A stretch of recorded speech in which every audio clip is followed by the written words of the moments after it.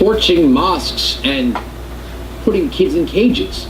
But try as the left may to blame this all on conservatives, the fact is there's a huge left lean in the politics of these animals. And yes, I'm using the word animals. But you never hear that from the mainstream media because that would imply the truth, that the left is violent. Well, here at Blaze TV, we've spent a lot of time uncovering this, the truth about the left's violence, specifically the group Antifa, which essentially serves as the far left's militia. And it's amazing to compare our coverage to that of the mainstream media, who've almost exclusively gone out of their way to not only defend Antifa, but justify its violent actions. Take a look. They talk about Antifa. I've watched them in the streets protesting in different situations, okay?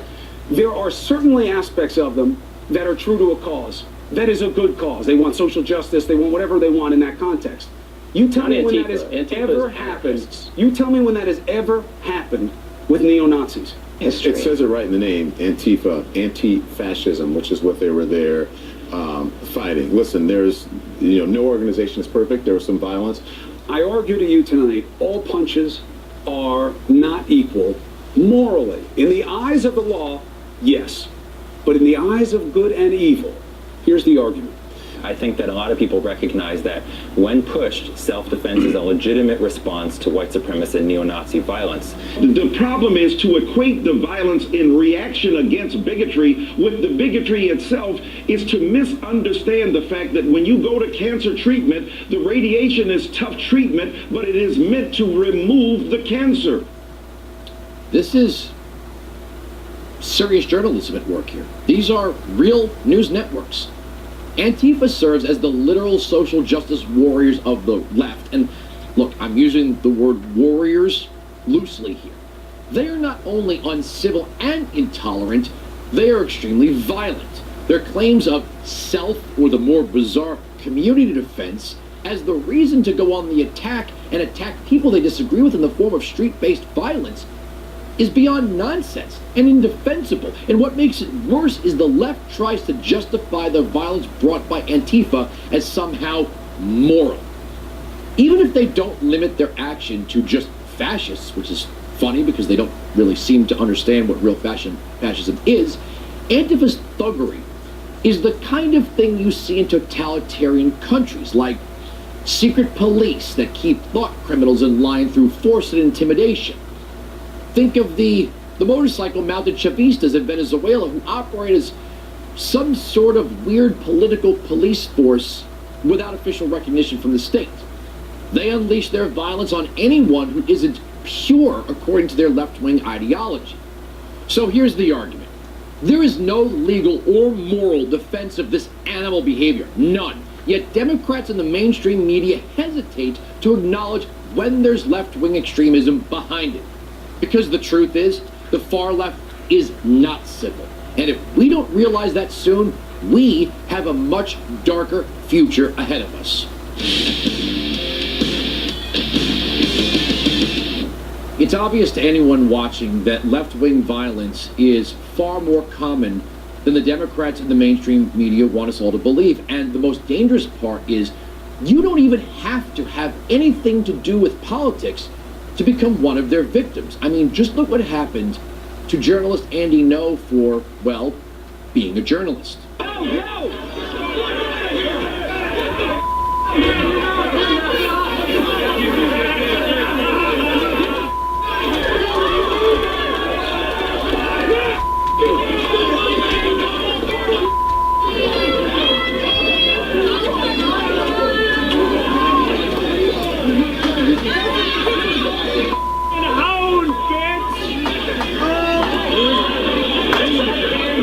I don't care who you are. That is really scary stuff. And the question is this our future? And what are we going to do about it? Well, joining me in studio is former UFC welterweight champion and co-host of the podcast The Conspiracy Farm, Pat Miletich. Pat, thanks so much for coming in studio. Thank you, Andrew. All right, just before we get into the political angle and your podcast, I want to get technical, and I don't want to do any of this morning talk show demonstration corny stuff. I want your professional view of Antifa and what people should do. Being a former UFC champ, when would you say, I got to get out of here? I'm not going to employ any of my skills. I just need to get out of here. There's too many of them. Well, I think it's important for me as a someone who's a trained fighter to not be there in the first place, you know, to be honest with you, recognizing situational awareness and all that sort of stuff. But if you get caught in a situation like this, somebody with my skill set is going to wade through that crowd probably pretty easy, to be honest with you. Yeah, but these videos right here, I mean, individuals are being targeted by hordes of people in masks. And it's sad because, look, first of all, I'm not going to be a law enforcement officer unless I'm really good at taking care of myself, which is not the case across the board. So the average citizen has no clue, and the average citizen is also Antifa. Those people don't know how to fight, but in mobs they can be dangerous, obviously, and they use clubs and bricks and mace, obviously, and a lot of other stuff that's going on. So there's a lot of variables.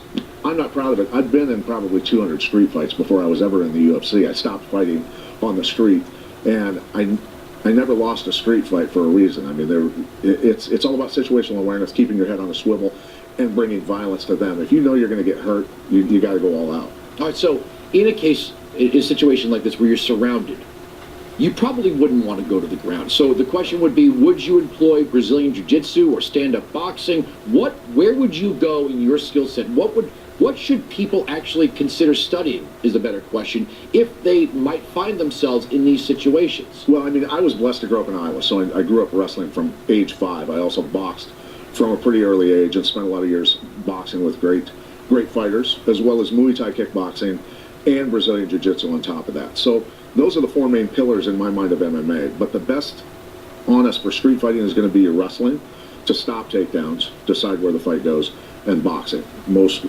likely is where you're going to want to be. For women, Brazilian Jiu-Jitsu, absolutely. Smaller people, weaker people, Brazilian Jiu-Jitsu, absolutely, because if they take you down, if it's only one person attacking you, rape prevention, things like that, Brazilian Jiu-Jitsu is absolutely the best. So it's variable, but for a group think situation where you got a bunch of people losing their minds as a group, you want to be able to stop from going to the ground and be able to box.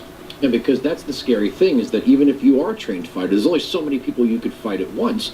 But people who just are walking down the streets are being attacked, and we have the right to speak our minds, right? We have the right to go to a public park. We have the right to walk right down Main Street, USA, in the United States of America, and say what we believe and not expect to be beaten. But it's almost a way of saying conservatives need to keep off the streets, right? Libertarians need to keep off the streets. And if we cede the streets to these people, then they win. If we're afraid to go out in public and be seen, that's a problem. Well, and that's the thing, is it's not just social media, the Twitters and the Facebooks and the shadow banning and all that sort of stuff, which you and I are subjects to.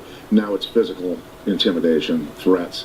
This is a direct threat to the First Amendment, and that's why I deliberately am abrasive to people like that, because I want them to engage me, because without them even knowing it, they're helping me keep the First Amendment alive. I can only imagine what would happen if it was yourself or Tara LaRosa, a female UFC fighter. What would happen? Now, I don't want to, I mean, one part of me, there's a teeny tiny part of me that would want to see what would happen. The other side is, I really, believe it or not, don't want anyone to get hurt. But I feel like sooner or later, these tactics, these people are going to find themselves messing with the wrong person. That was a life lesson my dad used to tell me. Like, one day, if you go around messing with people, you're going to mess with the wrong person. Absolutely. And here's the thing that I stress to people, and I talked about it on my show, is, look, I know a lot of people who are veterans, former Tier 1 operators, and a lot of scary, scary individuals, guys that I'm just going to carry their water for into the fight. These are the baddest men on the planet, and they haven't even begun to lift a finger about this sort of stuff. But if this continues and it gets so out of control that these people start attacking that sector, that's when things get ugly, and the fight doesn't last very long, believe me. So these guys are just laughing at Antifa right now. All right, so Conspiracy Farm. You even said it before we went on the air. You like the third rail, do you? Yes, sir. You like Yes, sir. third rail politics and third rail content.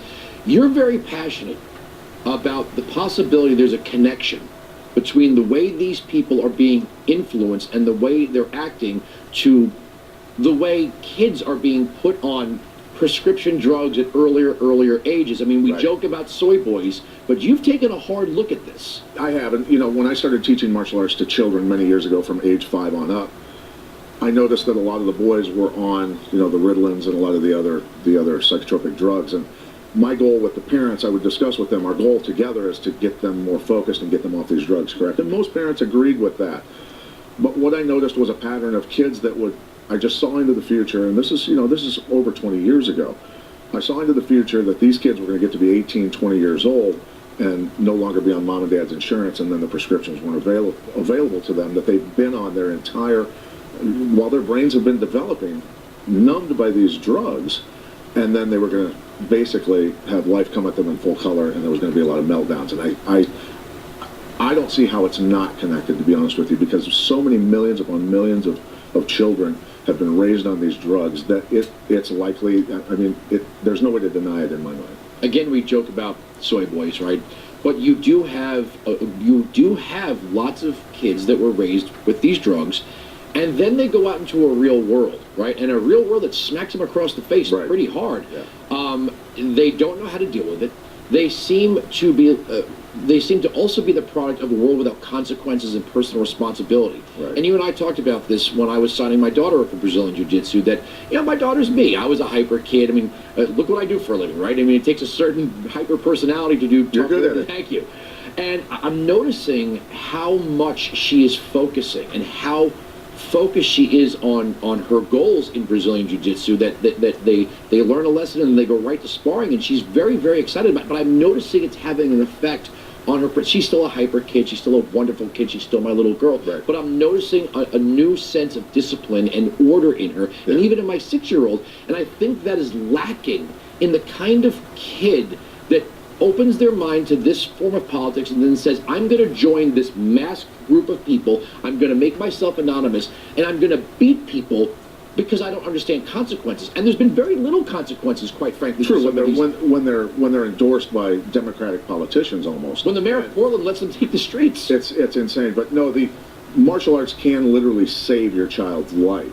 Instead of the drugs, choose martial arts. Put your kid in martial arts. And I've seen over the years, thousands upon thousands of kids that I taught over the years, their lives have absolutely been changed. And they were on these drugs early in life, and we were able to get them off. And these are the people that walk up to me as adults that I don't recognize, and they're with a wife or with a husband, and they have children now, and say, do you remember me? I go, I honestly don't. And they said, you used to teach me from age 5 to 10. Thank you for what you did for me. And that's what we're trying to do. And that's why I just stress and I urge because we had a teacher, when my oldest daughter was in 5th grade, say, we think your daughter might, have some ADHD. It might be a good idea to put her on some medication. And she said she'll never be an A student in math. She had the gall to say that to me and suggest that we needed to put my daughter on drugs. 3 years later, I had my daughter go back to that elementary school because she was a straight A student in math also, and took her report card and showed it to her, and I just smiled at the teacher. Don't let these teachers influence you. Be a parent, and the teachers need to be teachers, and we need to take care of these kids and get them in martial arts, get them focused, get them in sports, and pay attention to them. Why am I not surprised that, given the left lean of academia, there's never been a study that looks at some of these very violent young people who don't seem to have any concept of personal responsibility. They don't seem to suffer the consequences very often, even when they're arrested, when they are.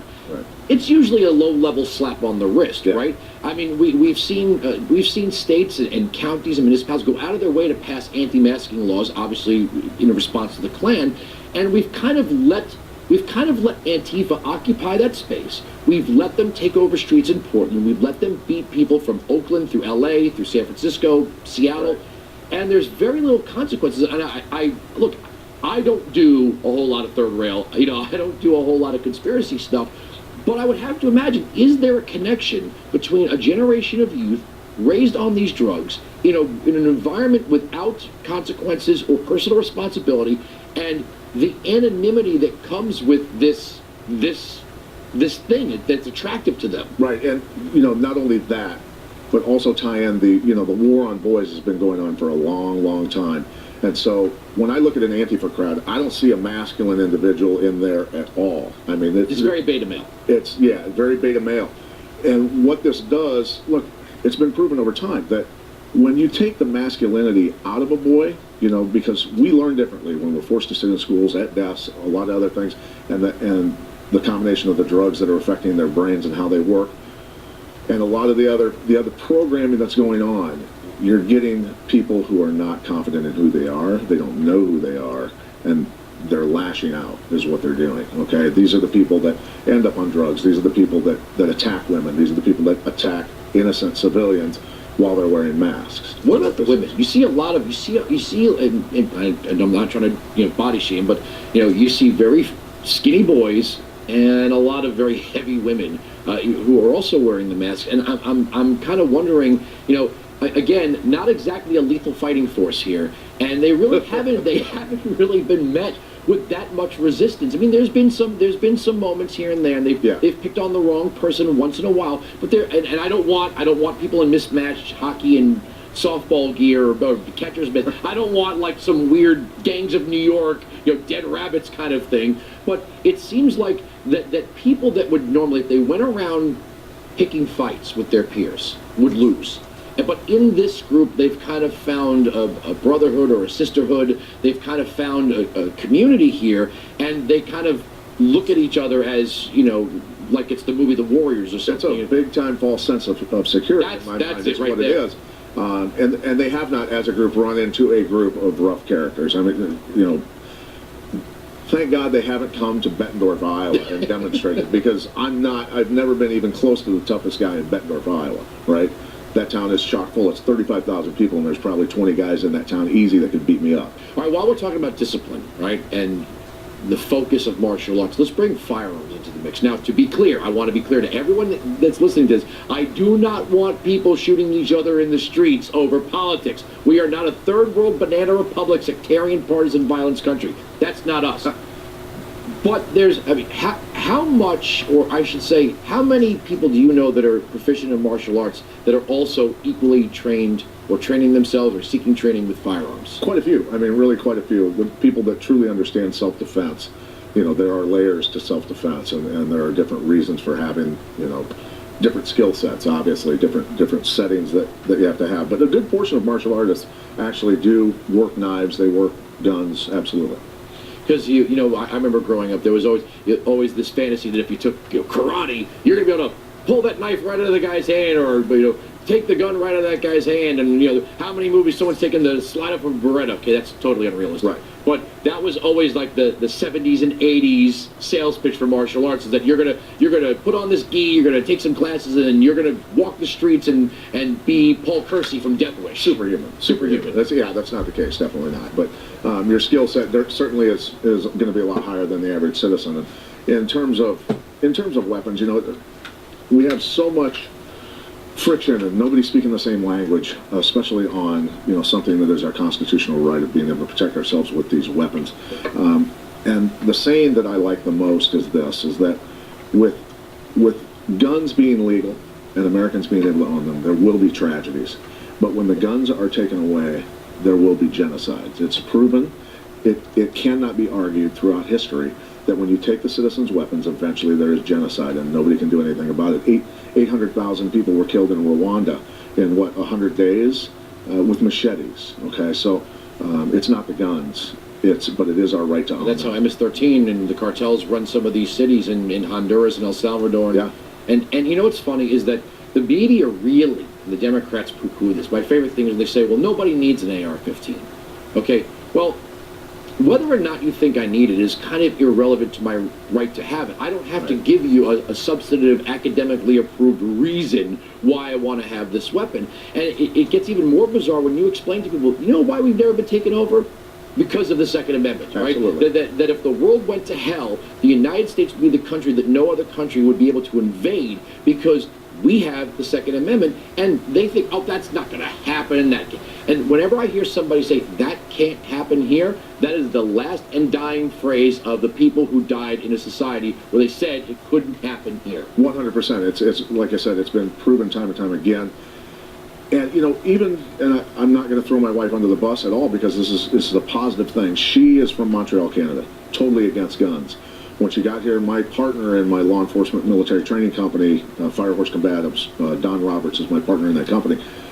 He said, let me take your wife out, I'll train her how to shoot. And we went out to the farm, and she was terrified, and she started out with a little .22 pistol and worked her way through probably 14 different guns that day. For 4 hours he trained her, and got her to where she was terrified of guns, to where she was working proficiently, walking through the woods, shooting targets while moving, hiding behind cover, and understanding how to do things correctly. And by the time that was done, she said, I've been wrong this whole time.